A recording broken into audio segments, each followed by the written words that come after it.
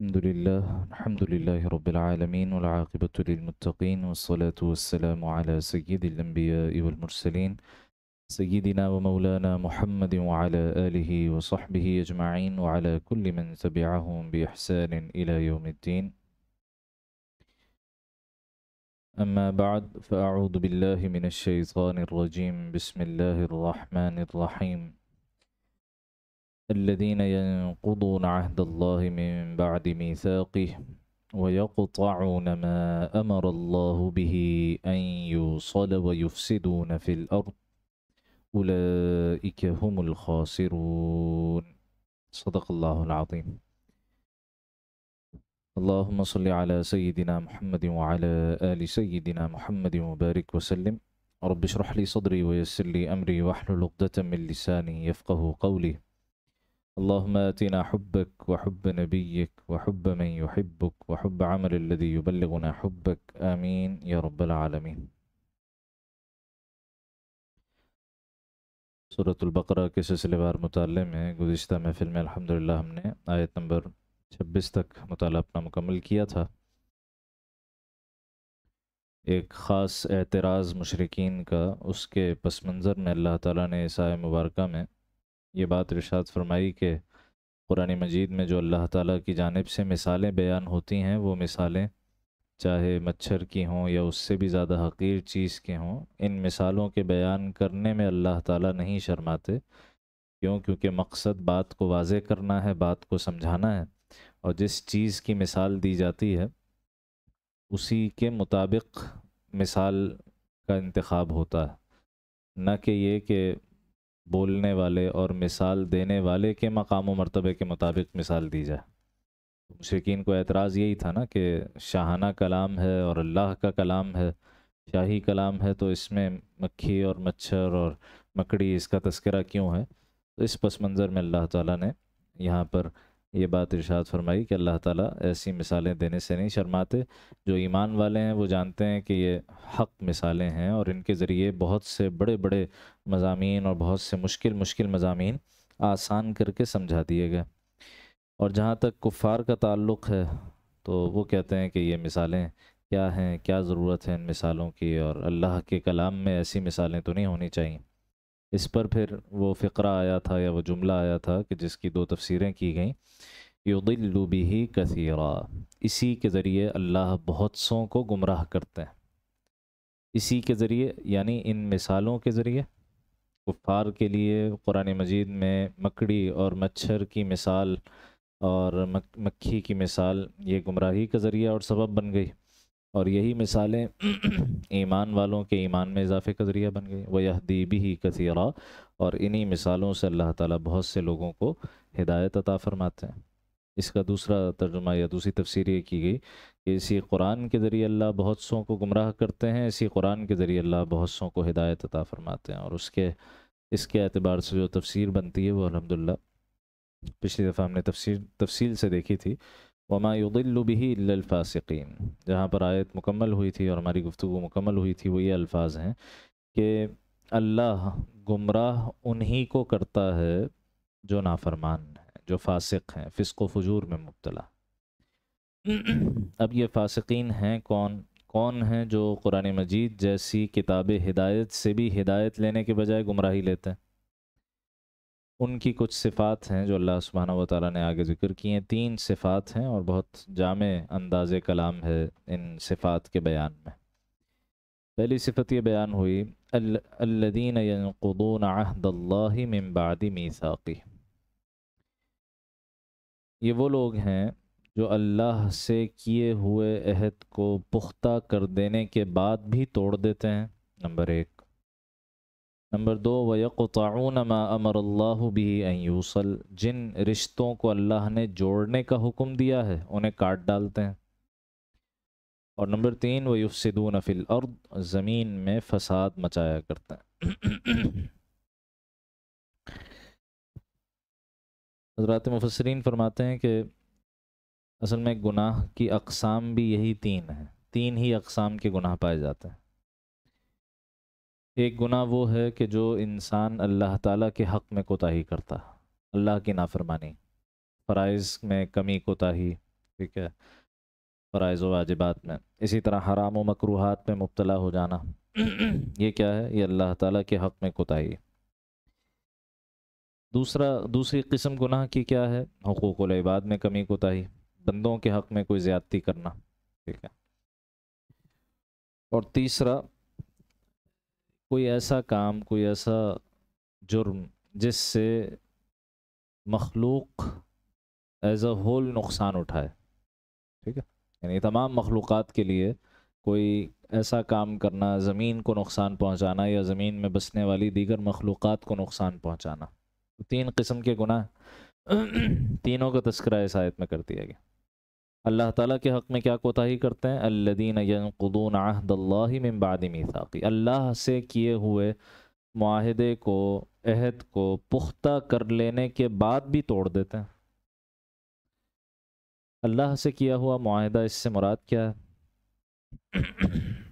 اکثر مفسرین نے سورۃ الاعراف کی آیت نمبر 172 کا حوالہ دیا ہے اس مقام پر، کہ وہاں ارشاد ہوتا ہے کہ اللہ تعالیٰ نے تمام بنی آدم کو جمع کیا، اور کس صورت میں جمع کیا اس کی وضاحت شرح حدیث مبارکہ میں آتی ہے. سیدہ عائشہ صدیقہ رضی اللہ تعالیٰ عنہا سے مروی روایت ہے کہ الارواح جنود مجندہ، لشکروں کے لشکر تھے ارواح انسانیہ کے، جسم ابھی نہیں بنے تھے. یہ اس کائنات کی وجود سے اور اس کی تخلیق سے بہت پہلے کا مرحلہ ہے. صرف انسانی ارواح ابھی پیدا ہوئی تھیں، ان کو اللہ تعالیٰ نے جمع فرمایا. اور ایک روایت میں، ایک حدیث مبارکہ میں اشارہ ہے کہ کہاں جمع فرمایا. یہ مکہ مکرمہ سے باہر جب آپ نکلتے ہیں تو عرفات کے میدان کے ساتھ ہی ایک وادی آتی ہے جس کو وادی نعمان کہا جاتا ہے. وادی نعمان آج بھی اسی نام سے وہ موسوم ہے. تو اس کا تذکرہ حدیث مبارکہ میں آتا ہے کہ یہ وہ مقام تھا جہاں اللہ سبحانہ و تعالیٰ نے انسانی ارواح کو جمع کر کے ان سے ایک عہد لیا تھا. اور وہ عہد کیا تھا؟ اللہ تعالیٰ نے پوچھا، سارے انسان موجود تھے، آدم علیہ السلام سے لے کر آخری انسان جو دنیا میں آنا ہے. کیا پوچھا؟ الست بربکم، کیا میں تمہارا رب نہیں ہوں؟ قالوا بلا شہدنا، سب وہاں موجود تھے، سب نے کہا بلا، کیوں نہیں، شہدنا، ہم گواہی دیتے ہیں کہ آپ ہمارے رب ہیں. اب کوئی یہ پلی نہیں لے سکتا کہ مجھے تو یاد ہی نہیں ہے کہ میں نے اللہ سے ایسا کوئی عہد کیا.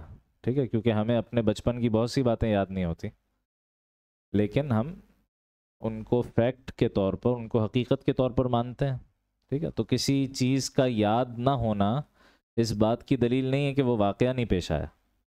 ٹھیک ہے، تو قرآن مجید بتا رہا ہے تو ہمارا ایمان ہے کہ یہ واقعہ پیش آیا، کہ ہم سے عہد لیا گیا، اللہ کی بندگی کا عہد، اللہ کو رب مانتے ہوئے زندگی گزارنے کا عہد لیا گیا. ایک اور تفسیر جو حضرت شیخ الاسلام صاحب، حضرت مولانا مفتی تقی عثمانی صاحب دامت برکاتہ نے ذکر فرمائی ہے، وہ فرماتے ہیں کہ اگر وہ عہد نہ بھی مراد ہو تو ہر انسان سے اللہ تعالیٰ کا ایک خاموش معاہدہ ہوا ہے. خاموش معاہدے سے مراد کیا ہے؟ تو مثال کے طور پر اس کو ایک مثال سے اگر سمجھ لیں کہ اگر ہم میں سے ہر ایک کی اگر پیدائش یہاں ہوئی ہے، کوئی بچہ پاکستان میں پیدا ہوتا ہے، ٹھیک ہے، حدود پاکستان کی حدود اربع کے اندر پیدا ہوتا ہے، یہیں وہ پلا بڑا، یہیں بلوغت کو پہنچا، اور جو سٹیزن متصور ہوتا ہے بندہ 18 سال کی عمر میں، تو شناختی کارڈ بھی بن گیا، سب کچھ ہو گیا، پاکستانی شہریت اس کو حاصل ہو گئی. اب اگر مثال کے طور پر وہ کوئی جرم کرتا ہے، کوئی قانون توڑتا ہے، ٹھیک ہے، اور اس کو عدالت میں لے جایا جاتا ہے، عدالت میں وہ کھڑے ہو کر یہ کہے بھائی آپ وہ معاہدہ دکھائیں کہ میں نے کہاں اس بات کا اقرار کیا ہے کہ میں پاکستان کے قوانین کی پابندی کروں گا. کوئی آدمی یہ کر سکتا ہے عدالت میں کھڑے ہو کے؟ نہیں. پاکستان کی حدود کے اندر پیدا ہونا بس یہ کافی ہے، تمام قوانین کے اپلیکیبل ہونے پہ یہ تمام قوانین لاگو ہو جائیں گے. جو بندہ بھی اس ملک کی حدود کے اندر رہتا ہے، پیدا ہوتا ہے، رہتا ہے، شہریت پاتا ہے، وہ خود بخود حکومت سے ایک معاہدہ کرتا ہے کہ میں یہاں کے تمام قوانین کی پاسداری کروں گا. حالانکہ کوئی ڈاکیومنٹ سائن نہیں ہوتا، کوئی اوتھ نہیں لیا جاتا، ہاتھ اٹھا کے کوئی معاہدہ نہیں لیا جاتا. تو جیسے یہ ایک خاموش معاہدہ ہے کہ جس میں ہم جکڑے ہوئے ہیں، چاہیں یا نہ چاہیں۔ ایسے ہی یہ زمین کس کی ملکیت ہے؟ اللہ سبحانہ و تعالیٰ کی ملکیت ہے۔ اس زمین پر پیدا ہو جانا بس یہ کافی ہے، کس بات کے لیے؟ کہ ہم اللہ تعالیٰ کے قوانین کے پابند ہیں۔ ٹھیک ہے، کوئی زبان سے اقرار کرنے کی ضرورت بھی نہیں ہے، اگرچہ زبان سے اقرار کروا لیا گیا، الست بربکم قالوا بلا شہدنا، زبان سے بھی اقرار کروا لیا گیا، لیکن اب ضرورت نہیں ہے اس زبانی اقرار کی۔ یہ زمین اللہ سبحانہ و تعالیٰ کی ملکیت ہے۔ جو شخص اس زمین پر آئے گا وہ اس خاموش معاہدے میں خود بخود بن جائے گا کہ مجھے اللہ تعالیٰ کا ہر حکم پورا کرنا ہے۔ تو ہر انسان اس معاہدے میں جکڑا ہوا ہے۔ پھر انسانوں میں سے جو مسلمان ہیں اور جو کلمہ پڑھتے ہیں، کلمہ طیبہ، وہ ایک اور معاہدہ ہے۔ جب وہ کہتا ہے لا الہ الا اللہ، اللہ کے سوا کوئی معبود نہیں، تو وہ اس بات کا اقرار کر رہا ہے کہ جب معبود برحق وہ ہے تو زندگی کے ہر معاملے میں اس کی اطاعت ہوگی۔ جب وہ اقرار کر رہا ہے محمد الرسول اللہ صلی اللہ علیہ وسلم، آپ صلی اللہ علیہ وسلم اللہ کے آخری رسول ہیں، تو اس بات کا بھی اقرار کر رہا ہے کہ آپ کی پیروی مجھ پر لازم ہے۔ بحیثیت رسول آپ میرے لیے حجت ہیں، آپ میرے لیے مطاع ہیں، آپ کی اطاعت میں زندگی گزارنے۔ اب جو کوئی گناہ کا کام کر رہا ہے، کوئی فرض واجب چھوڑ رہا ہے یا کسی حرام و مکروہ میں مبتلا ہو رہا ہے، وہ اصل میں اللہ تعالیٰ سے کیے ہوئے اس وعدے کو توڑ رہا ہے، اس وعدے کو توڑ۔ ٹھیک، تو دین کس شے کا نام ہے؟ دین بندے اور اللہ کے درمیان ایک معاہدے کا نام ہے نا۔ اسی لیے تو نبی صلی اللہ علیہ وسلم اپنے تقریباً ہر خطبے میں یہ کلمات ارشاد فرماتے تھے۔ سیدنا انس بن مالک رضی اللہ تعالیٰ عنہ فرماتے ہیں، بحقیقی کی روایت ہے کہ قلما خطبنا رسول اللہ صلی اللہ علیہ وسلم الا قال، شاید ہی کبھی ایسا ہوا ہو کہ نبی صلی اللہ علیہ وسلم نے ہمیں خطبہ دیا ہو اور اس میں یہ کلمات نہ ہوں۔ کیا؟ لا ایمان لمن لا امانت لہ، جس شخص میں امانت داری کا وصف نہیں ہے اس کا کوئی ایمان ہی نہیں۔ ولا دین لمن لا عہد لہ، جس شخص میں دیندار، جس شخص میں عہد کی پاسداری نہیں ہے اس کا کوئی دین ہی نہیں ہے۔ کیوں؟ کیونکہ دین نام ہی عہد کی پاسداری کا ہے۔ اللہ تعالیٰ سے کیے ہوئے کچھ عہد ہیں جو ہمیں پورے کرنے ہیں۔ تو جو بندوں سے وعدے توڑتا ہے وہ اللہ سے بھی وعدہ توڑے گا، اور جب اللہ سے وعدہ توڑے گا تو دین بھی ایک وعدہ ہے، دین بھی ایک معاہدہ ہے بندے اور اللہ کے درمیان، اس میں بھی خلل واقع ہوگی۔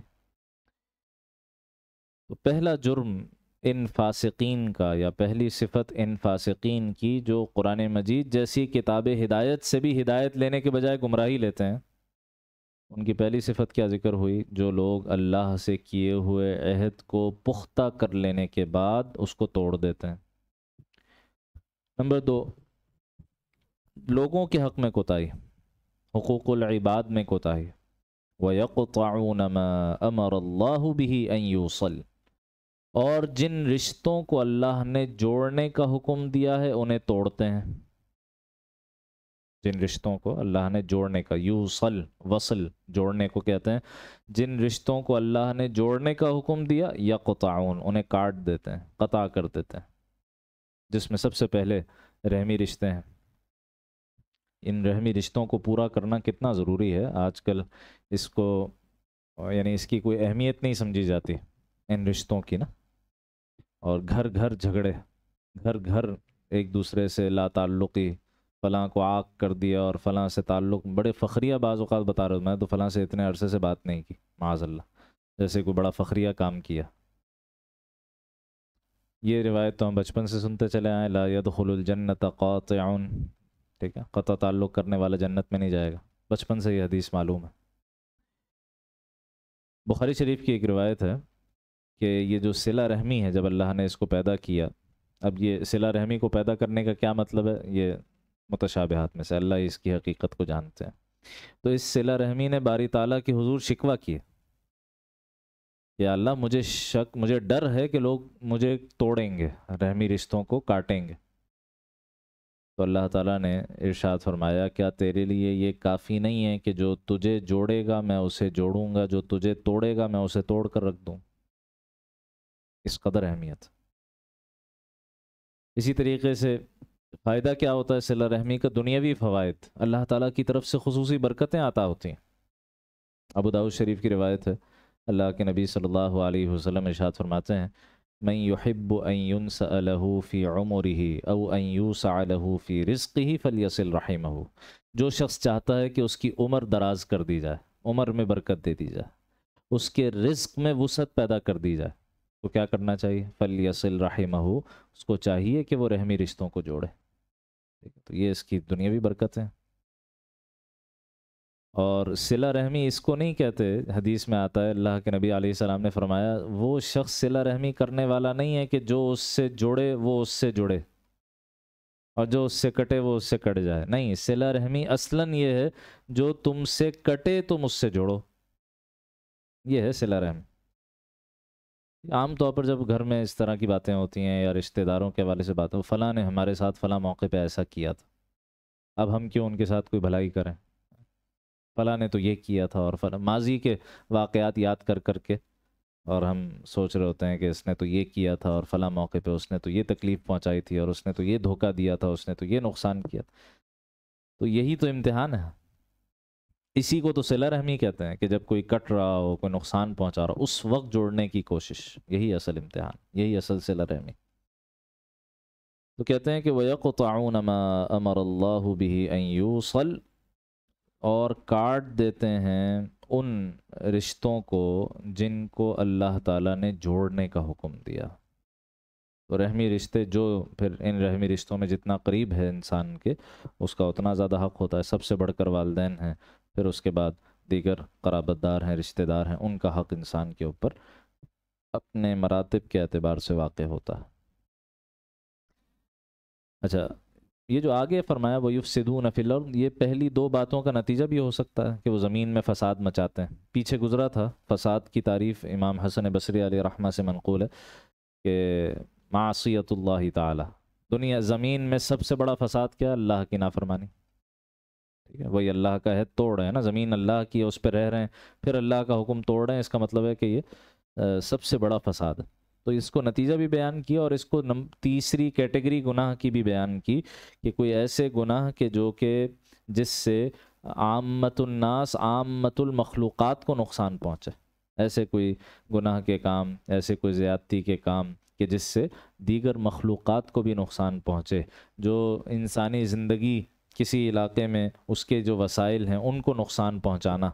ठीक है, इसी वजह से हमारे दीन ने जंगों तक को मुहज़्ज़ब बनाया ना, वरना इससे पहले जंग किस शय का नाम था? इस्लाम के तहज़ीब जंग के तसव्वुर से पहले, जंग को मुहज़्ज़ब बनाने से पहले क्या तसव्वुर था कि भाई जिस इलाके को फ़तह किया है तो वहाँ के सारे इंसानों को कत्ल कर दिया जाएगा, उनकी खोपड़ियाँ जमा की जाएंगी, जनाब सारे दरख्त काट दिए जाएंगे, सारी फसलें बर्बाद कर दी जाएंगी, उनको नमक डाल के और उनको जला के बिल्कुल ख़त्म कर दिया जाएगा कि वहाँ तक कभी दोबारा खेती बाड़ी ना हो सके। इसी तरह कोई भी खड़ी हुई इमारत है उसको गिरा दिया जाएगा।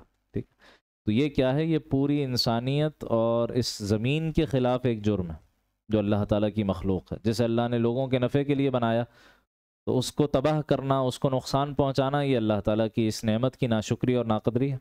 ठीक है, तो ये इसको अलग कैटेगरी भी गुनाह की एक शुमार किया गया, ज़मीन में फ़साद मचाना। और इस एतबार से कि ये नतीजा है पहली दो बातों का कि जो शख्स अल्लाह के हुकूक़ अदा नहीं करेगा और जो शख्स लोगों के हुकूक़ अदा नहीं करेगा, तो लाजमी नतीजा उसका क्या है? ज़मीन में फ़साद फैलेगा।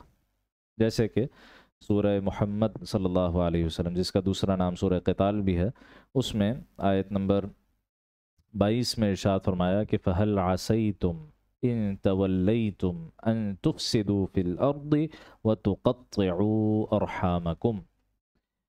बस भला तुमसे तो इसके सिवा और कोई उम्मीद नहीं है कि अगर तुम अब जिहाद से मुंह मोड़ो, चूँकि सूरत का नाम ही सूरतुल क़िताल है, ग़ज़वा बदर पर तबसरा है, तो कहा कि अब तुम अगर अल्लाह के दीन के लिए जिहाद नहीं करोगे, और जो जैसे जिस्म का कोई हिस्सा गल सड़ जाए तो डॉक्टर्स क्या कहते हैं? भाई इसको काट के फेंकेंगे तो बकिया जान बचेगी, हैं? कोई ऐसी कोई मर्ज़ वाक़ हो जाए हाथ में, पैर में, आमतौर पर शुगर और डायबिटिक के हम जो पेशेंट्स होते हैं उनकी उंगली ख़राब हो गई, पैर ख़राब हो गया, तो काट के अलग कर देते हैं ना।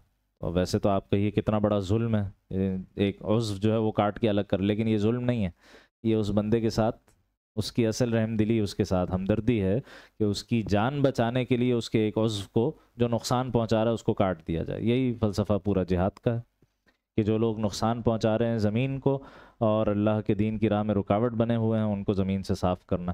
تو کہا اگر تم اس جہاد سے منہ موڑو گے تو کیا نتیجہ نکلے گا؟ ان تفسدوا فی الارض، کہ تم زمین میں فساد مچاؤ گے، وتقطعوا ارحامکم، اور تم رحمی رشتوں کو کاٹو گے. وہی دو باتیں جو اس آیت میں بیان ہوئیں. تو خلاصہ یہ ہوا کہ اللہ کے حقوق میں کوتاہی کرنے والا اور بندوں کے حقوق میں کوتاہی کرنے والا یہ شخص قرآن مجید کی ہدایت سے محروم رہے گا. اگر قرآن مجید کی ہدایت سے استفادہ کرنا ہے تو اس کے لیے اللہ تعالیٰ کے حقوق کی پاسداری کا بھی مکمل ارادہ اور اس کا مکمل عہد ضروری ہے، اور بندوں کے حقوق کی رعایت بھی ضروری ہے. کہتے ہیں اولئک هم الخاسرون، یہی لوگ ہیں جو بہت بڑا نقصان اٹھانے والے ہیں، جو ان 3 جرائم میں مبتلا ہیں، بہت بڑا نقصان اٹھانے والے ہیں. اب آگے سوال کر رہے ہیں، لیکن سوال سے اصل مراد سوال نہیں ہے بلکہ تعجب کا اظہار ہے. کیف تکفرون باللہ، تم اللہ کے ساتھ کفر کا معاملہ کیسے کر سکتے ہو؟ ذرا سوچو تو صحیح. اللہ کا انکار، اللہ تعالیٰ کی نافرمانی، اللہ کی ناشکری. ذرا غور تو کرو، تمہارا آغاز کہاں سے ہوا؟ تم تھے کیا؟ وَكُنْتُمْ أَمْوَاتًا، تم میت تھے. اموات میت کی جمع ہے. میت مردار بے جان. تو میت کا اطلاق اس پر بھی ہوتا ہے کہ جس کے جسم سے روح نکل گئی، جان نکل گئی، جس کا انتقال ہو گیا، اس کو بھی میت کہا جاتا. اور میت کے لفظ کا اطلاق اس چیز کے لیے، اس چیز پر بھی ہوتا ہے جس میں جان ہی نہیں ڈالی گئی، جس میں روح ہی نہیں ڈالی گئی. جتنی بھی بے جان چیزیں ہیں ان کو بھی میت کہا جاتا ہے. اور انسان جو جاندار ہے اس کا انتقال ہو جائے تو اس کو بھی میت کہا جاتا. تو یہاں امواتن سے مراد ہے بے جان. تم بے جان تھے، تم کچھ بھی نہیں تھے.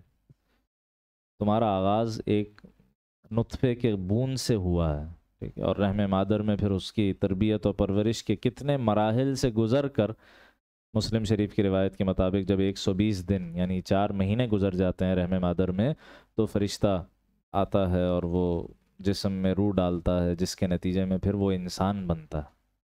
ٹھیک ہے، تو اس روح ڈالنے سے پہلے پہلے وہ کیا ہے؟ بے جان ہے. بے جان. تو تم مردار تھے، تم بے جان تھے، تم کچھ بھی نہیں تھے، تم ایسی چیز تھے کہ زبان پہ اس کا تذکرہ بھی لانا تم مناسب نہیں سمجھتے. فَأَحْيَاكُمْ، اللہ نے تمہیں زندگی عطا کی، اللہ تعالیٰ نے تمہیں جسم و جان کی صلاحیتیں عطا کی، تم میں روح پھونکی گئی، تمہیں انسان بنا دیا گیا، یعنی دنیاوی زندگی عطا کی. اچھا، یہ جو دنیاوی زندگی ہے یہ ہمیشہ نہیں رہے گی. ایک نہ ایک دن کیا ہوگا؟ ثم یمیتکم، پھر وہ تمہیں موت دے گا. جو دنیا میں موت آتی ہے جس کو ہم انتقال کہتے ہیں. ثم یحییکم، پھر وہ تمہیں دوبارہ زندہ کرے گا. اب یہ کون سی حیات ہے؟ یہ مرتے ہی ایک حیات انسان کو حاصل ہو جاتی. ادھر موت واقع ہوئی، ادھر ایک حیات حاصل ہو جاتی ہے. اور وہ حیات کون سی ہے؟ وہ برزخی حیات ہے، جس کو عالم برزخ کی زندگی کہا جاتا. ٹھیک ہے، موت سے لے کر کل قیامت کے دن میدان حشر میں کھڑے ہونے تک یہ درمیان کا جتنا پیریڈ ہے، جتنا وقت ہے، یہ سب برزخ کا وقت کہلاتا. اسی طریقے سے جن مقامات پر انسان رہتا ہے، چاہے اس کا جسم قبر میں ہو یا کہیں اور ہو، اور چاہے اس کی روح اعلیٰ علیین میں ہو یا سجین میں ہو، قبر اور روح، یہ جسم اور روح کا آپس میں رشتہ ہوتا ہے، لیکن بہرحال ارواح کا ایک الگ مسکن ہے اور جسم کا الگ مسکن ہوتا ہے. جسم اس دنیا کی چیز ہے، وہ یہیں رہتی ہے. ارواح اللہ تعالیٰ کے حکم سے اپنے اپنے مقام پر چلی جاتی ہیں. تو یہ جو مقامات ہیں جہاں انسان کا جسم ہو یا انسان کی روح ہو، اس کو بھی برزخ کہتے ہیں. اور یہ پورا وقت موت سے لے کر، مرنے کے بعد سے لے کر اور قیامت کے دن کھڑے ہونے تک، اس کو حیات برزخی کہتے ہیں. حیات، یہ انسان کو ایک قسم کی حیات حاصل ہوتی ہے.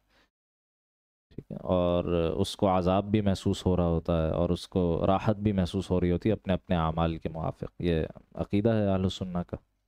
تو یہاں ثم یحییکم سے مراد تمہیں برزخی زندگی عطا کی. اور پھر کیا ہوگا؟ ثم الیہ ترجعون، پھر تم اسی کے پاس لوٹ کر جاؤ گے. اس سے مراد کیا ہے؟ میدان حشر میں کھڑا کیا جانا، قبروں سے دوبارہ جو نکالا جائے گا۔ تو ذرا سوچو کہ اللہ تعالیٰ کی ذات وہ ہے جو اتنے مختلف مراحل سے تمہیں گزار رہی ہے، تم اس ذات کا انکار کر رہے ہو، اس ذات کی ناشکری اور نافرمانی کر رہے ہو، جس نے تمہیں جب تم بے جان تھے تو تمہیں دنیاوی زندگی عطا کی، پھر تمہیں دنیا میں موت دے گا، پھر تمہیں اس موت کے بعد برزخی زندگی عطا کرے گا، اور پھر اس برزخی زندگی کے بعد کل قیامت کے دن میدان حشر میں کھڑا کیا جائے گا۔ تو پہلا انعام یا پہلا اللہ تعالیٰ کا انسان کے اوپر احسان کیا ہے کہ اللہ تعالیٰ نے اسے وجود بخشا، وجود بخشا۔ اگلی آیت میں دوسرے انعام اور دوسری نعمت کا تذکرہ ہو رہا ہے کہ صرف وجود نہیں بخشا، بلکہ وجود بخشنے کے ساتھ ساتھ تمہاری بقا اور تمہاری زندگی اور تمہارے رزق کا بھی بندوبست کر دیا۔ چنانچہ فرمایا هو الذی خلق لکم ما فی الارض جميعا، وہی ہے جس نے زمین میں جو کچھ ہے وہ سب تمہارے لیے پیدا کیا، زمین میں جو کچھ ہے سب تمہارے لیے پیدا کیا۔ خلق لکم ما فی الارض، جو کچھ بھی زمین میں۔ پہلی بات تو یہاں سے یہ معلوم ہوئی کہ یہ پوری کائنات، زمین کہہ کر اصل تمہیں تو پوری کائنات مراد ہے، پوری کائنات خادم ہے۔ اس کی حیثیت کیا ہے انسان کی نسبت سے؟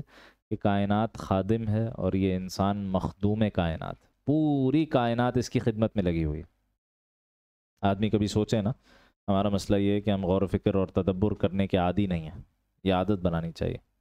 کبھی کھانا کھاتے وقت لقمہ ہاتھ میں ہو تو اس وقت ذرا ایک لمحے کو ٹھہر کر آدمی سوچے کہ یہ لقمہ میرے ہاتھ میں جو پہنچا ہے، کائنات کی کتنی قوتیں اس پر صرف ہوئی ہیں، کائنات کی کتنی قوتیں اس پر صرف ہوئی ہیں، صرف زمین کی نہیں، سورج کی قوت صرف ہوئی ہے، اس کی روشنی ہے، اس کی گرمی ہے، ٹھیک ہے، ہواؤں کا پورا نظام ہے جس کے ذریعے سے بادلوں کا آنا جانا ہے، بارش کا پورا نظام ہے جس کے ذریعے سے پانی ہے جس سے ہر چیز اگ رہی ہے، اور پھر اس کے بعد جناب وہ کھیتی باڑی ہے یا باغبانی ہے یا جو کچھ بھی ہم کھا پی رہے ہیں اس سب کا سورس یہی زمین ہے نا، زمین سے آ رہی ہے۔ تو کتنی قوت ہے، کتنے انسانوں کی محنت لگی ہے، وہ ایک لقمہ جو میرے ہاتھ میں ہے اس میں کتنے انسانوں کی محنت، ہزارہا انسانوں کی محنت لگی، تو آج وہ میرے لیے قابل استفادہ ہے کہ میں اس سے کوئی قوت حاصل کروں۔ تو اس اعتبار سے آدمی غور کرے تو اللہ سبحانہ و تعالیٰ کے احسانات بے پناہ ہیں۔ تو کہا کہ جو کچھ زمین میں ہے وہ سب تمہارے لیے ہے، یعنی تمہاری خدمت کے لیے، تمہارے نفع کے لیے، وہ سب تمہیں فائدہ پہنچا رہا ہے۔ یہاں سے ایک اور بات یہ بھی اخذ کی، فقہاء اکرام نے ایک بنیادی اصول مستنبط کیا ہے اس آیت مبارکہ سے، اللہ تعالیٰ انہیں جزائے خیر عطا فرمائے۔ بظاہر جس آیت میں کوئی سادہ سی بات ہمیں لگ رہی ہوتی کہ بس اس میں یہی بات کہی گئی ہے، لیکن اسی آیت سے ایسے ایسے معنی، ایسے ایسے مفاہیم اخذ ہوتے ہیں کہ آدمی حیران رہ جاتا ہے، کہ اور ان کی بصیرت اور ان کے علم کا واقعی آدمی قائل ہو جاتا ہے کہ جنہوں نے اتنے گہرے غور و فکر کے نتیجے میں قرآن مجید سے ہمارے لیے ہدایت کے موتی نکالے۔ تو حضرات فقہاء اکرام فرماتے ہیں کہ یہ جو یہاں کہا ہے نا خلق لکم، تمہارے لیے پیدا کیا ہے سب کچھ، اس سے یہ بات واضح ہوتی ہے کہ زمین پر جو بھی چیز موجود ہے اصلاً اپنی اصل حالت کے اعتبار سے وہ مباح اور حلال اور جائز ہے استعمال کرنے کے لیے، جب تک اس کے ناجائز اور حرام ہونے کی کوئی دلیل نہ ہو۔ یہ ایک بنیادی اصول اخذ کیا، زمین میں جو کچھ ہے تمہارے لیے پیدا کیا، کیا مطلب؟ سب حلال ہے جب تک اس کے حرام ہونے کی کوئی دلیل نہ ہو۔ اس سے حلال کا دائرہ کتنا وسیع ہو گیا، ورنہ اگر بات الٹی ہوتی کہ زمین میں جو کچھ ہے سب حرام ہے، حلال ہونے کے لیے دلیل چاہیے قرآن کی کسی آیت کی یا نبی صلی اللہ علیہ وسلم کے کسی فرمان کی، تو حلال کا دائرہ کتنا محدود ہو جاتا، کتنا سکڑ جاتا۔ تو اس آیت میں اللہ تعالیٰ نے یہ بھی احسان فرمایا کہ زمین کی تمام اشیاء کو حلال قرار دیا، سوائے اس کے کہ جس کے حرمت پر کوئی نہ کوئی دلیل ہمیں قرآن و سنت سے حاصل ہو جائے۔ یہ ایک بنیادی اصول ہے جو اس آیت سے فقہاء کرام نے اخذ کیا ہے۔ تو وہی ہے جس نے اس زمین پر جو کچھ ہے وہ تمہارے لیے پیدا کیا، پھر صرف زمین ہی نہیں بلکہ آسمان اور یہ بادلوں کا پورا نظام، سورج چاند کا پورا نظام، تمہارے لیے پورا کیلنڈر لگا دیا آسمان میں، سورج کا ایک کیلنڈر لگا دیا، چاند کی ایک تقویم لگا دی، ثم استوى إلى السماء، پھر وہ آسمان کی طرف متوجہ ہوا، فسواہن سبع سماوات، پھر انہیں 7 آسمان کر کے ٹھیک ٹھیک بنا دیا۔ سواہن، سوا یسوی تسویتاً باب تفعیل سے، اس سے مراد ہوتی ہے کسی شے کو بہت صفائی کے ساتھ مکمل کرنا۔ جیسے آپ کوئی گھر تعمیر کریں تو اس میں اسٹرکچر کھڑا کرنے کے بعد آخر میں کیا ہوتا ہے؟ فنیشنگ ہوتی ہے نا، تو وہ جو فنیشنگ ہے اس کو کہتے ہیں تسویہ، برابر کرنا، ہر شے کو اس کے مقام پر رکھنا، کہیں کوئی اونچ نیچ ہو رہی ہے، کوئی اینٹ آگے پیچھے ہو رہی ہے، اس کو سیٹ کرنا، پھر اس کو رنگ و روغن کرنا، اس کو خوبصورت بنانا، ٹھیک ہے، اس کو فنشڈ پروڈکٹ بنانا۔ تو اللہ سبحانہ و تعالیٰ نے یہ جو آسمان ہے اس کو ٹھیک ٹھیک بنایا، اس کو فنیشنگ ٹچز دیے، اور آخری اس کی صورت کیا نکلی؟ 7 سماوات، یہ 7 آسمان وجود میں آ گئے۔ یہ 7 آسمان سے مراد کیا ہے؟ تو حضرات مفسرین فرماتے ہیں بھائی یہ متشابہات میں سے، ٹھیک ہے، اس کی حقیقت ہم نہیں جانتے۔ متشابہات کیا مطلب؟ وہ آیات کہ جن کے الفاظ کے لفظی معنی تو ہمیں پتہ ہیں، لیکن اللہ تعالیٰ کے لیے ان کے معنی یا آیت میں کیا مرادی معنی ہے وہ ہمیں معلوم نہیں ہے۔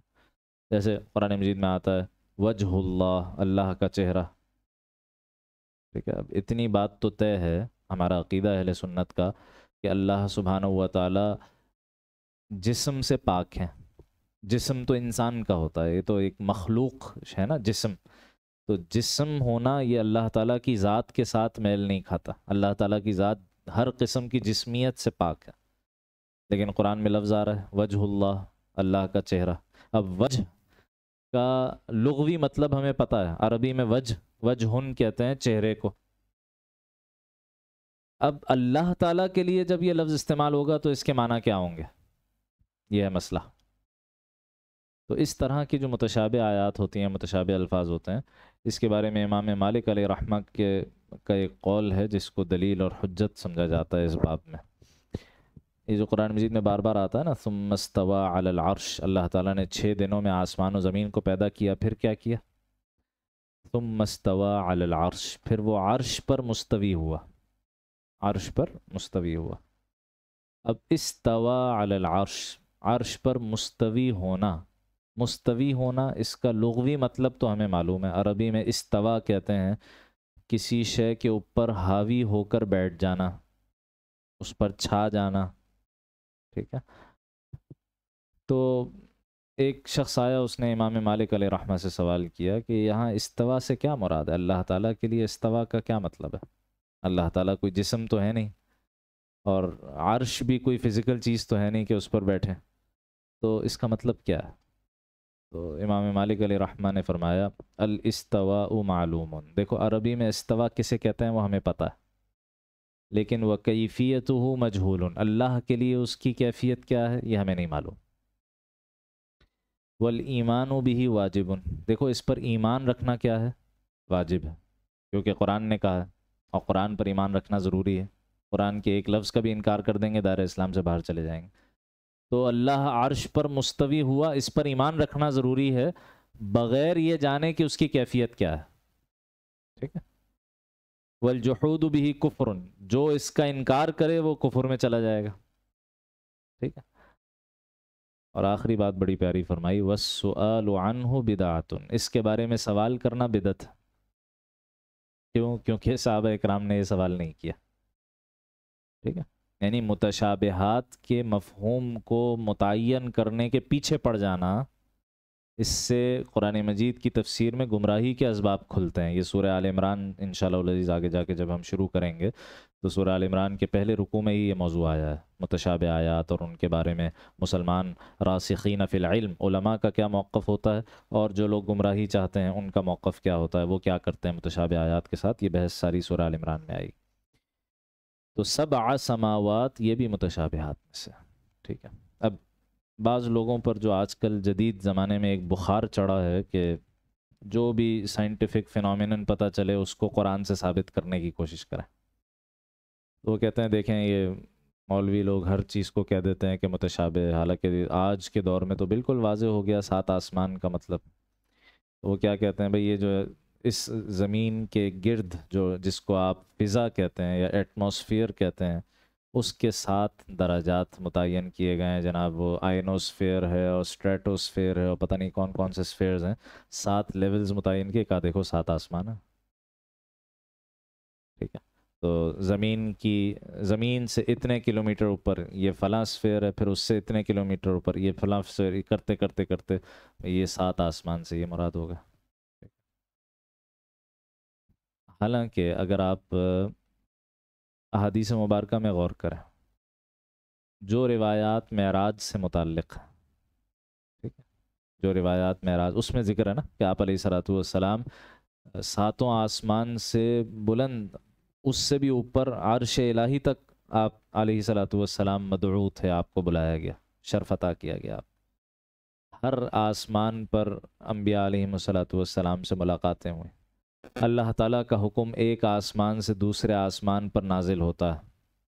ایک روایت میں ان کے درمیان مسافت جو ہے وہ 500 سال کی مسافت بیان ہوئی ہے، ہر آسمان کے درمیان، ایک آسمان سے دوسرے آسمان تک۔ ان ساری باتوں کو سامنے رکھیں تو یہ فضا جو چند کلومیٹر تک ہے، چند ہزار کلومیٹر یا چند لاکھ کلومیٹر تک ہوگی زیادہ سے زیادہ، اس کا اس سے کوئی تعلق نہیں۔ تو یہ جو بخار ہے، اس بخار سے باہر آنا چاہیے کہ ہر جدید ریسرچ کو ہم قرآن مجید سے ثابت کرنے کی کوشش کریں، اس کا کوئی فائدہ نہیں ہے، کیونکہ قرآن مجید کا یہ اصل موضوع ہے ہی نہیں، ٹھیک ہے۔ نہ تاریخ قرآن مجید کا اصل موضوع ہے، نہ سائنس قرآن مجید کا اصل موضوع ہے، نہ فلسفہ قرآن مجید کا اصل موضوع ہے۔ قرآن مجید کا اصل موضوع ہے ہدایت، ٹھیک ہے۔ تو جو کچھ بھی بیان ہوتا ہے اس میں سے وہ چیزیں بیان ہوتی ہیں جس سے ہدایت کا کوئی نہ کوئی پہلو اخذ کیا جا سکے۔ تو اس اعتبار سے 7 سماوات، 7 آسمان، یہ متشابہات میں سے ہے۔ اور یہاں اکثر تو 7 آسمانوں کا ذکر ہوتا ہے، قرآن مجید میں ایک مقام ایسا ہے جہاں 7 زمینوں کا بھی ذکر ہے، سورۃ الطلاق کے اختتام پر، وَمِنَ الْأَرْضِ مِثْلُهُنَّ، 7 آسمانوں کی طرح 7 زمینیں بھی ہیں۔ تو اس کی کیا تشریح کریں گے؟ اگر آپ نے 7 سماوات کی تشریح ان ایٹماسفیئر کے 7 لیول سے کر بھی دی، تو زمین کے 7 درجات کیسے متعین کریں گے؟ ٹھیک ہے، تو یہ مسئلہ لا ینحل ہے، اس کے پیچھے نہیں جانا چاہیے، متشابہات میں سے ہے۔ فَسَوَّاهُنَّ 7 سماوات، تو انہیں بالکل درست کر کے 7 آسمان بنا دیے۔ وَهُوَ بِكُلِّ شَيْءٍ عَلِيمٌ، اور وہ ہر چیز کا پورا علم رکھنے والا۔ اب چوتھا رکوع شروع ہوتا ہے آیت نمبر 30 سے۔ آپ کہیے کہ اب تاریخ انسانی کا پہلا باب بیان ہو رہا ہے۔ کسی بھی شے کے مقصد کو سمجھنے کے لیے یہ جاننا ضروری ہوتا ہے کہ آغاز کیسے ہوا، بنایا کیوں گیا۔ آپ کو یہی مقصد یہی ہوتا ہے نا، مقصد تخلیق کیا ہے، بنانے کا مقصد کیا ہے، کیوں بنایا گیا۔ یہ سوال بہت ویلڈ سوال ہے اور یہ پیدا ہونا چاہیے۔ وہی مسئلہ کہ ہم چونکہ غور و فکر اور تدبر کے عادی نہیں ہیں، تو ہمارے لیے یہ سوال غیر متعلق ہو جاتا ہے، یا ہم کبھی موقع ہی نہیں ہوتا یہ بات سوچنے کا کہ بھئی ہمیں پیدا کیا کیوں گیا، ہم آئے کہاں سے ہیں، شروع کہاں سے ہوا، آغاز کہاں سے۔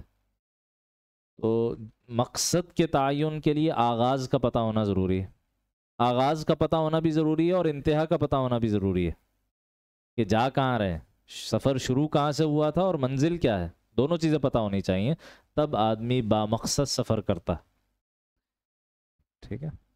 اور اگر حال یہ ہو کہ نہ ابتدا معلوم نہ انتہا معلوم، تو درمیان میں سفر میں آدمی ادھر ادھر بھٹکتا ہی رہے گا، اس کی کوئی منزل ہی نہیں ہوگی۔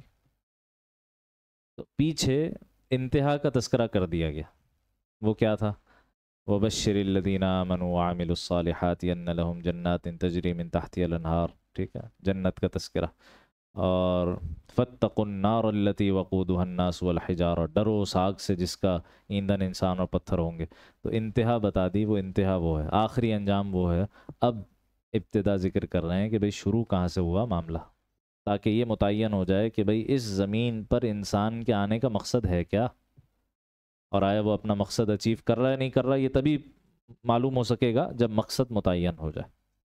تو اب آغاز انسانیت یعنی حضرت آدم علیہ الصلاۃ والسلام جو ہمارے جد امجد ہیں، ان کی تخلیق کا تذکرہ۔ یہ بھی کہا گیا کہ پچھلی آیات میں جسمانی نعمتوں کا تذکرہ تھا، الذی جعل لکم الارض فراشا، زمین تمہارے لیے بچھونا بنا دی گئی، والسماء بنا، آسمان کو چھت بنا دیا گیا، انزل من السماء ماء، اللہ نے آسمان سے پانی نازل کیا، فاخرج به من الثمرات رزقا لکم، تمہارے لیے زمین سے پھل اور رزق کے ذرائع اور وسائل پیدا کیے۔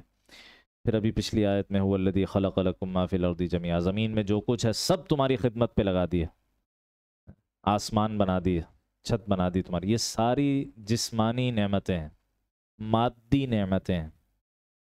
اب اگلے رکوع میں اب روحانی نعمتوں کا تذکرہ ہو رہا ہے۔ وہ روحانی نعمت کیا ہے؟ وہ علم کی نعمت ہے، وہ روح کی نعمت ہے، وہ تسبیح اور تقدیس کی نعمت ہے، وہ عبادت کی نعمت ہے، اس کا تذکرہ اب اگلے رکوع میں آ رہا ہے۔ فرماتے ہیں وَإِذْ قَالَ رَبُّكَ، وَإِذْ قَالَ یہاں مفسرین فرماتے ہیں محذوف ہوتا ہے وَاذْكُرْ إِذْ قَالَ، ٹھیک ہے، اس وقت کا تذکرہ سنو جب کہا تھا ربو کا، اے نبی آپ کے رب نے، کس سے؟ للملائکہ، فرشتوں سے کہا تھا۔ اس وقت جب یہ گفتگو ہو رہی ہے، جب یہ مکالمہ ہو رہا ہے، یہ کس وقت کی بات ہے؟ یہ ابھی اس کائنات کی تخلیق یا آدم علیہ السلام کے جسم کی تخلیق سے پہلے کا مرحلہ ہے، ٹھیک ہے۔ ارواح انسانیہ وجود میں آ چکی ہیں، لیکن ابھی جسم وجود میں نہیں آیا یا مادہ ابھی وجود میں نہیں آیا۔ اس موقع پر باری تعالیٰ نے فرشتوں سے کیا کہا؟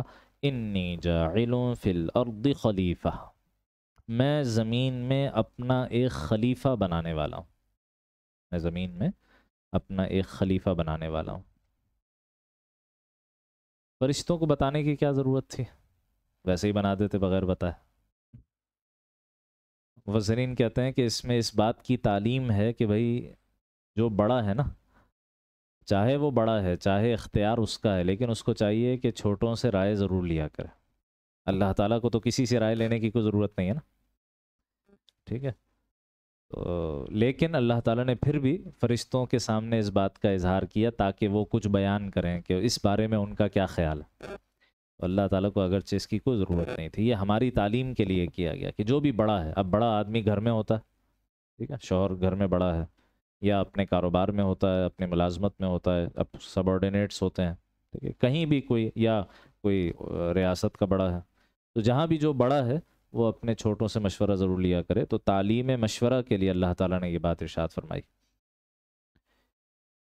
میں زمین میں اپنا ایک خلیفہ بنانے والا ہوں۔ خلیفہ خلف سے ہے، خلف کہتے ہیں پیچھے کو، تو خلیفتن ای نائبتن، نائب کو کہتے ہیں خلیفہ، نائب کو کہتے ہیں جو اصل موجود نہ ہو تو نائب اس کی نیابت کرتا ہے، ٹھیک ہے۔ جیسے مثال کے طور پر دنیا میں کیا ہوتا ہے، کوئی حکمران ہے، کوئی بادشاہ ہے، کوئی صدر ہے، کوئی وزیر اعظم، کو بڑا ہے، ٹھیک ہے، اگر وہ اس کا انتقال ہو جائے، ٹھیک ہے، تو پھر کوئی آئے گا اس کی نیابت کرنے کے لیے۔ زندہ ہو تب بھی اگر وہ کہیں مثال کے طور پر سفر پہ چلا جائے، اس وقت موجود نہ ہو، تو ہوتا ہے نا ہمارے یہاں جیسے صدر مملکت اگر سفر پہ گئے ہیں تو چیئرمین سینیٹ ان کی نیابت کرتے ہیں، قائم مقام جس کو کہا جائے، قائم مقام صدر بن جاتے ہیں، ٹھیک ہے، قائم مقام وہ ہو جاتے ہیں، تو سفر پہ چلے جائیں یا غائب ہو جائیں، ٹھیک ہے، یا کوئی حکمران ہو وہ معذور ہو جائے، ایسے معذور ہو جائے، کوئی ایسا عذر اس کو لاحق ہو جائے جسمانی یا ذہنی یا نفسیاتی کہ وہ اب امور ریاست چلانے کے قابل ہی نہ رہے، تو پھر کیا کس چیز کی ضرورت پڑتی ہے؟ نائب کی ضرورت پڑتی ہے، ٹھیک ہے، یا اس جگہ پر موجود نہ ہو، ٹھیک ہے، جیسے مثال کے طور پر بہت بڑی سلطنت ہے، تو اب جو حاکم ہے وہ ہر وقت ہر جگہ تو نہیں ہو سکتا، تو ہر علاقے میں اس کا ایک کون ہوتا ہے؟ ایک نمائندہ ہوتا ہے، صحیح؟ تو اب یہ سوال پیدا ہوتا ہے کہ اللہ تعالیٰ کو کے ساتھ تو ان میں سے کوئی چیز بھی لائق نہیں ہے، اللہ تعالیٰ کو نہ موت آنی ہے، نہ وہ کہیں سے غائب ہیں، صحیح ہے، نہ وہ بیمار یا معذور ہوں گے کبھی معاذ اللہ، ٹھیک ہے، تو پھر اللہ تعالیٰ کو خلیفہ بنانے کی کیا ضرورت؟ اللہ تعالیٰ کے خلیفہ سے کیا مراد؟ خلافت یا نیابت تو یہ تو انسانوں میں ہوتا ہے، کیونکہ انسان ہر وقت ہر جگہ موجود نہیں ہوتا، انتقال بھی ہو جاتا ہے، معذور بھی ہو جاتا ہے، غائب بھی ہو جاتا ہے، سفر پہ بھی چلا جاتا ہے، وغیرہ وغیرہ۔ اللہ تعالیٰ کے ساتھ تو ان میں سے کوئی بات بھی نہیں ہے، پھر انسان کو خلیفہ کیوں بنایا؟ کہتے ہیں دو وجوہات ہیں۔ ایک تو یہ کہ آدم علیہ السلام اور ان کی ذریت کو اعزاز اور شرف بخشنے کے لیے ان کو خلیفہ قرار دیا، اعزاز بخشنے کے لیے، شرف بخشنے کے لیے، جیسے قرآن مجید میں آتا ہے نا سورہ بنی اسرائیل میں، وَلَقَدْ كَرَّمْنَا بَنِي آدم، ہم نے بنی آدم کی بڑی تکریم کی ہے، اس کو بڑی عزت بخشی، اشرف المخلوقات، افضل المخلوقات قرار دیا انسان کو۔ تو یہ انسانیت کا شرف اور اعزاز ہے کہ اللہ نے انسان کو اپنا خلیفہ قرار دیا، ایک بات یہ کی گئی۔ اور دوسرا یہ کہ امتحان کی غرض سے اللہ تعالیٰ نے یہ خلافت کیوں عطا کی ہے؟ امتحان لینے کے لیے، کہ اختیار دے کر آزمایا جائے بندہ کیا کرتا ہے اختیار کے ساتھ۔ اچھا، یہی بات فرشتوں کو سمجھ میں نہیں آئی، جو انہوں نے آگے ایک سوال کیا۔ کیا سوال کیا؟ قالو، فرشتوں نے استفسار کیا، سوال کیا، اتجعل فیہا من یفسد فیہا ویسفک الدماء، کیا آپ اس زمین پر ایسی مخلوق پیدا کریں گے جو اس میں فساد مچائے اور خون خرابہ کرے؟ انہیں سمجھ میں نہیں آیا کہ خلیفہ کی ضرورت کیا۔ اچھا، یہ جو انہوں نے سوال، یہ سوال ہے، یہ اعتراض نہیں ہے۔ ہمارے ہاں بعض لوگ روا روی میں کہہ دیتے ہیں اللہ تعالیٰ نے جب آدم علیہ السلام کی تخلیق کا ارادہ فرمایا تو فرشتوں نے اعتراض کر دیا، ایسے کہہ دیتے ہیں لوگ۔ تو بھائی فرشتوں کی کیا مجال کہ وہ اللہ کے کسی حکم پر اعتراض کریں؟ ممکن ہی نہیں ہے۔ ان کی تو شان یہ بیان ہوئی ہے، لا یعصون اللہ ما امرہم، اللہ انہیں جو حکم دے وہ اس کی نافرمانی کا مادہ ہی نہیں ہے فرشتوں میں، ان کے اندر اختیار ہی نہیں ہے اللہ کی نافرمانی کرنے کا، گناہ کا مادہ ہی نہیں رکھا گیا، تو اعتراض کیسے کر سکتے ہیں؟ یہ اعتراض نہیں تھا، یہ سوال تھا۔ وہ جاننا چاہ رہے تھے کہ جب آپ ایسی مخلوق پیدا کریں گے زمین پر جس کو اختیار دیں گے تو وہ اس اختیار کا غلط استعمال بھی کرے گا، زمین میں کیا کرے گا؟ فساد بھی مچائے گا، اور فساد کیا ہے زمین میں؟ اللہ کی نافرمانی، ابھی گزرا، اور زمین میں خون بھی بہائے گا، اللہ کے حقوق کی حق تلفی بھی کرے گا، زمین میں فساد مچائے گا، اور لوگوں کے حقوق کی حق تلفی بھی کرے گا، خون بھی بہائے گا۔ تو پھر خلیفہ کی کیا ضرورت؟ یہی اصل میں نقطہ تھا جو فرشتوں کو سمجھ میں نہیں آیا، جس کی وجہ سے انہوں نے سوال کیا۔ اچھا، یہاں پر ایک بحث مفسرین نے یہ کی ہے کہ بھئی فرشتوں کو کیسے پتہ چل گیا کہ انسان زمین میں فساد مچائے گا اور خون بہائے گا؟ ٹھیک، تو اس کے کئی جوابات دیے گئے۔ ایک جواب یہ دیا گیا کہ یہ ایک منطقی نتیجہ تھا، جب اللہ تعالیٰ نے یہ فرمایا کہ میں خلیفہ بنانے والا ہوں، تو خلیفہ وہ ہوگا جس کے پاس اختیار ہوگا، اللہ کا حکم ماننے یا نہ ماننے کا اختیار ہوگا، اور جہاں اختیار ہوتا ہے وہاں اختیار کا غلط استعمال بھی ہوتا ہے۔ ممکن ہے نا بھئی آپ کسی کو اختیار دیں، تمہاری مرضی ہے، تم چاہو اچھا کام کرو چاہے برا کام کرو، تو 100 میں سے کوئی ایک آدمی تو ہوگا نا جو برائی کا انتخاب کر لے گا، بلکہ وہ اکثرهم فاسقون، قرآن مجید کہتا ہے لوگوں کی اکثریت فاسقوں کی ہوتی ہے، زیادہ تر لوگ برائی کا رستہ اختیار کرتے ہیں۔ تو فرشتوں کو لفظ خلیفہ سے اندازہ ہو گیا کہ یہ نتیجہ نکلے گا، اس لیے انہوں نے یہ بات کہی۔ دوسرا اس کا سبب یہ بھی بیان ہوا کہ اس زمین پر انسانوں سے پہلے، یعنی آدم علیہ السلام کے اس زمین پر بھیجے جانے سے پہلے یہاں پر جنات آباد تھے، اور یہ تو بات قرآن مجید سے ثابت ہے کہ جنات کی تخلیق آدم علیہ السلام کے اس جسمانی وجود کی تخلیق سے پہلے ہے۔ سورہ حجر میں آتا ہے وَالْجَانَّ خَلَقْنَاهُ مِن قَبْلُ مِن نَارِ السَّمُومِ، آدم علیہ السلام کی تخلیق کا ذکر ہے، پھر کہتے ہیں اور جنات کو اس سے پہلے ہم نے آگ کی لپٹ سے، آگ کی لو سے پیدا کی۔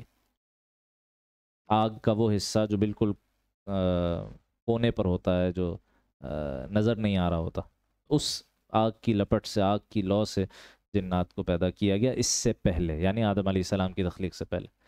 تو بعض مفسرین نے یہ رائے ظاہر کی کہ بھئی یہاں پر اس زمین پر جنات انسانوں سے پہلے آباد تھے، جنات کے پاس بھی اختیار ہے انسانوں کی طرح، فرشتوں کے پاس نہیں ہے، جنات کے پاس ہے کہ وہ چاہیں تو اللہ کی اطاعت کریں، چاہیں تو اللہ کی نافرمانی کریں۔ تو فرشتوں کو تجربہ ہو چکا تھا کہ جب زمین پر جنات آباد تھے انسانوں سے پہلے تو ان میں بھی فساد مچا تھا، ان میں بھی خون بہا ہوا تھا۔ اور ایک رائے یہ ہے کہ یہ جو جنات میں سے ایک جن جسے ہم عزازیل کہتے ہیں، جسے ابلیس کہتے ہیں، جس کو شیطان کہا جانے لگا بعد میں، تو یہ جو قرآن مجید میں آتا ہے نا کہ ہم نے فرشتوں کو آدم علیہ السلام کو سجدہ کرنے کا حکم دیا، سب نے سجدہ کیا سوائے ابلیس کے۔ تو سوال یہ ہے کہ قرآن خود بتا رہا ہے سورہ کہف میں کان من الجن، وہ تو جنات میں سے ہے، تو یہ جن ہوتے ہوئے فرشتوں کی صف میں کیا کر رہا تھا؟ یہ وہاں کیسے پہنچ گیا فرشتوں کے درمیان؟ تو ایک رائے یہ ہے کہ اصل میں جو زمین میں جنات پہلے سے آباد تھے انہوں نے خوب یہاں فساد مچایا، دنکا کیا، خوب قتل و غارت گری ہوئی ان کے آپس میں، فرشتوں کو حکم دیا گیا، فرشتوں نے اس فساد کو ختم کیا، جنات کو مقید کیا۔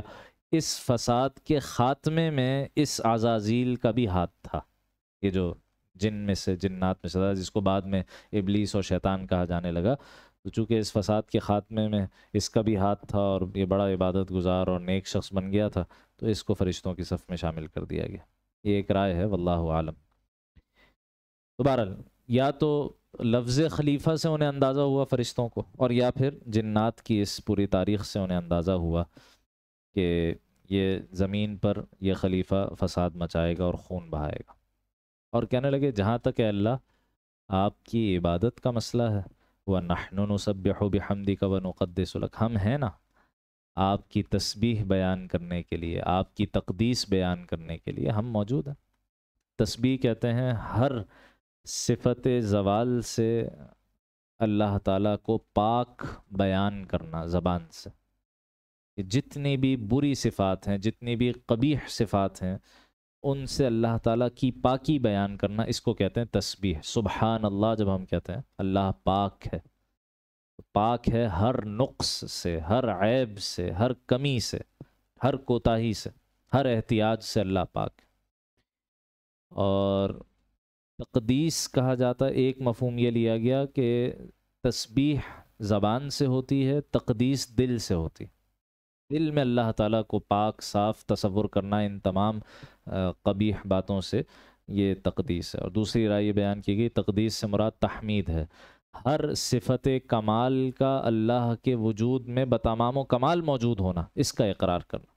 تو ایک پازیٹیو انداز ہے حمد بیان کرنا، تقدیس بیان کرنا کہ اللہ تعالیٰ کی ذات میں ہر کمال کی صفت موجود ہے، اور ایک نیگیٹو انداز ہے کہ اللہ تعالیٰ کی ذات سے ہر کوتاہی اور کمی کو دور کرنا اور اللہ کو پاک بیان کرنا۔ تو تسبیح اور تحمید یہ مل کر گویا عبادت کے ایک جز کو مکمل کرتے ہیں، توحید کو مکمل کرتے ہیں۔ تو کہا ہم آپ کی تسبیح اور تحمید کر تو رہے ہیں، تقدیس کر تو رہے ہیں، تو انسان کی کیا ضرورت، وہ تو الٹا اور فساد مچائے گا۔ گویا اس میں ہلکا سا اشارہ اس بات کی طرف تھا کہ زمین کی خلافت کے لیے بھی ہم حاضر ہیں، ہلکا سا اشارہ تھا فرشتوں کی طرف سے، جس کا اظہار بعد میں ہوتا ہے اللہ تعالیٰ کی طرف سے۔ تو ایک اشارہ تھا کہ اگر اس خدمت کے لیے کسی کو آپ نے معمور کرنا ہی ہے تو ہم حاضر ہیں، ہم آپ کی تسبیح و تحمید کر رہے ہیں۔ اللہ نے فرمایا قال انی اعلم ما لا تعلمون، اللہ نے فرمایا میں وہ باتیں جانتا ہوں جو تم نہیں جانتے، تم مقصد سمجھ ہی نہیں سکے ابھی تک کہ انسانوں کو کیوں پیدا کیا گیا، وہ مقصد پھر آگے واضح ہو جائے گا انشاءاللہ۔ آج کے مطالعے کو یہیں پر روکتے ہیں انشاءاللہ العزیز، آیت نمبر 31 سے پھر ہم مطالعہ اپنا آگے جاری رکھیں گے، آگے زندگی رہی موقع رہا تو اگلے اتوار کو انشاءاللہ العزیز۔ سبحانک اللہم و بحمدک، اشہد ان لا الہ الا انت، نستغفرک و نتوب الیک۔ دعا کر لیجیے۔ الحمد لله رب العالمين، والصلاة والسلام على سيد الأنبياء والمرسلين سيدنا ومولانا محمد وعلى آله وصحبه أجمعين. ربنا تقبل منا إنك أنت السميع العليم، وتب علينا إنك أنت التواب الرحيم. اللهم صل على سيدنا محمد وعلى آل سيدنا محمد وبارك وسلم. اللهم اغفر لنا ولآبائنا ولأمهاتنا ولأزواجنا ولذرياتنا ولشيوخنا ولمشايخنا ولمن له حق علينا ولجميع المؤمنين والمؤمنات والمسلمين والمسلمات الأحياء منهم والأموات إنك سميع قريب مجيب الدعوات. ربنا آتنا في الدنيا حسنة وفي الآخرة حسنة وقنا عذاب النار. وصلى الله تعالى على خير خلقه سيدنا ومولانا محمد وعلى آله وصحبه أجمعين آمین برحمتک یا رب۔ جن حضرات نے وضو تازہ کرنا ہو وضو تازہ کر لیں، انشاءاللہ نماز عشاء ادا کریں گے۔